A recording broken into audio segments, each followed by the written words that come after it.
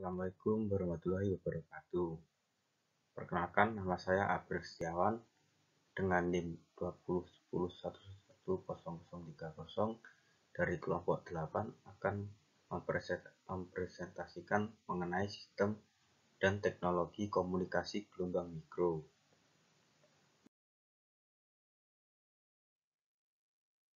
Yang pertama ada pengertian gelombang mikro. Gelombang mikro merupakan salah satu yang termasuk dalam radiasi elektromagnetik. Radiasi elektromagnetik berbentuk gelombang elektromagnetik, yaitu gelombang yang dalam perambatannya tidak membutuhkan medium. Radiasi elektromagnetik ini meliputi gelombang radio, gelombang mikro, radiasi infrared, gelombang UV, sinar X, dan sinar Y.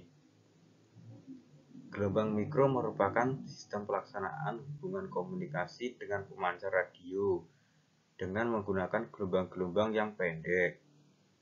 Gelombang mikro ini bergerak dalam satu arah garis lurus atau one point line of sight dan mempunyai panjang gelombang yang lebih pendek dibandingkan dengan sistem radio komunikasi biasa.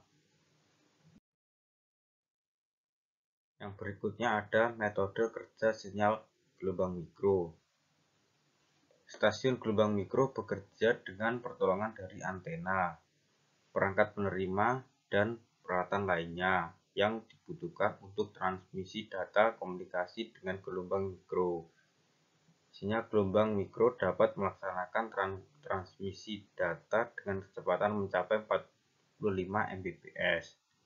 Namun, sebab sinyal gelombang mikro ini mengadakan kampanye dalam satu arah garis lurus, karenanya baik pemancarannya atau transmitter maupun penerimanya atau receiver harus berada dalam satu garis pandang atau one point line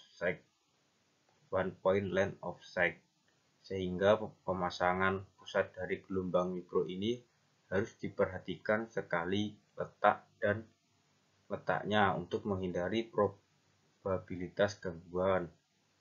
Karena dari itu, stasiun gelombang mikro seringkali diletakkan di puncak-puncak gedung, menara, ataupun gunung.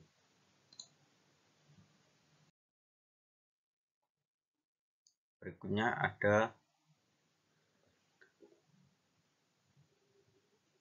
skemanya seperti ini.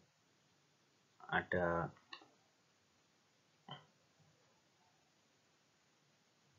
gelombangnya, itu untuk radio, untuk inframerah, tampak ultraviolet, sinar X, sinar gamma, dan frekuensinya.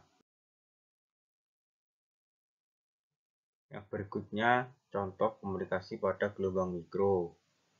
Yang pertama ada sinyal ponsel. Sebagai sebuah contoh saat menelpon, suara panggilan dikodekan dalam gelombang mikro dengan mengubah frekuensi gelombang yang disebut modulasi frekuensi atau FM. Gelombang mikro yang dikodekan dikirim ke menara sel melewati udara. Dari menara sel, gelombang berjalan ke pusat switching.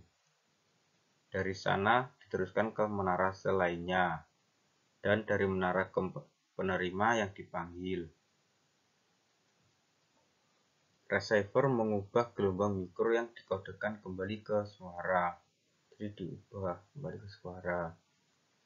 Gelombang mikro dapat terganggu oleh bangunan dan penghalang lainnya, sehingga menara seluler harus ditempatkan tinggi di atas tanah untuk mencegah gangguan sinyal telepon seluler. Jadi tidak boleh ada gangguan seperti pohon, gedung, atau lainnya. Berikut adalah skema dari sinyal ponsel. Ada transmitter, audio, video, lalu ada transmitter lagi, ada receiver. Seperti ini. Dan yang kedua ada radar. Gelombang mikro sebagian besar digunakan untuk sistem komunikasi titik ke titik untuk menyampaikan semua jenis informasi, termasuk suara, data, dan video dalam format analog dan digital, menurut Komisi Komunikasi Federal atau VCC. Gelombang ini juga digunakan untuk kontrol pengawasan dan akuisisi data untuk mesin jarak jauh, switch, dan sinyal. Aplikasi penting lainnya dari gelombang mikro adalah radar. Kata radar awalnya merupakan akronim untuk Radio Detection and Tracking. Sebelum Perang Dunia Kedua, insinyur radio Inggris menemukan bahwa gelombang radio panjang gelombang pendek dapat dipantulkan dari objek yang jauh seperti kapal dan pesawat terbang, dan sinyal kembali dapat dideteksi dengan antena arah yang sangat sensitif, sehingga keberadaan dan lokasi objek tersebut dapat ditentukan.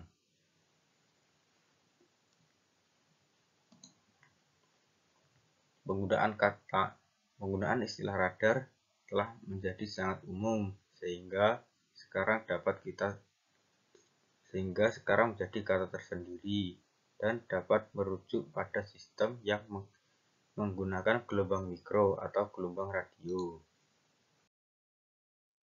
Berikut adalah gambaran dari radar. Ini ada pemancarnya, ini ada pesawat, yaitu pemancarnya akan menembakkan sinyal, lalu setelah sampai ke objek akan memantulkan, dan pantulan tersebut akan diterima kembali ke receiver.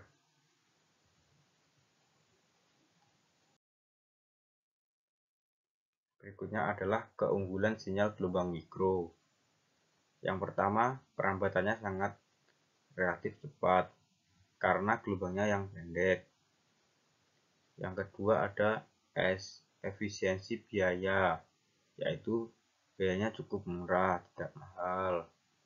Yang ketiga, mudah untuk diimplementasikan dan diinstalasi. Jadi mudah untuk diinstalasi atau dipasang.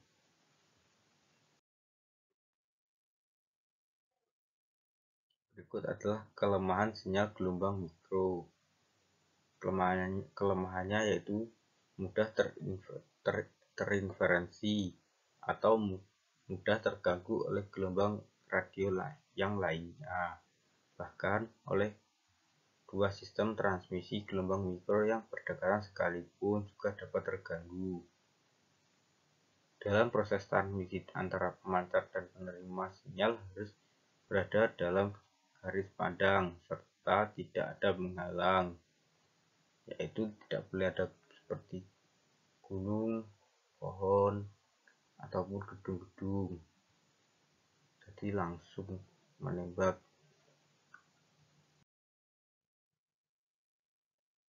Berikutnya adalah bahaya dari gelombang mikro. Orang yang bekerja di dek kapal ini contohnya adalah orang yang bekerja di dek kapal itu memakai pakaian yang khusus yang memantulkan gelombang mikro untuk menghindari terpengaruh oleh unit radar yang kuat di pesawat militer modern. Tapi itu untuk menjaga dari radar yang kuat, bukan ponsel atau wifi.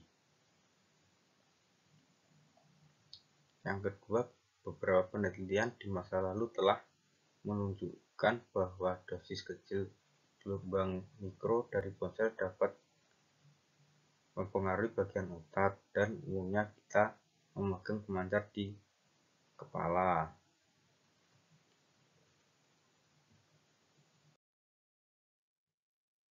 Sekian presentasi dari saya kelompok 8. Apabila ada kurang lebihnya, kami mohon maaf yang sebesar-besarnya. Terima kasih. Assalamualaikum warahmatullahi wabarakatuh.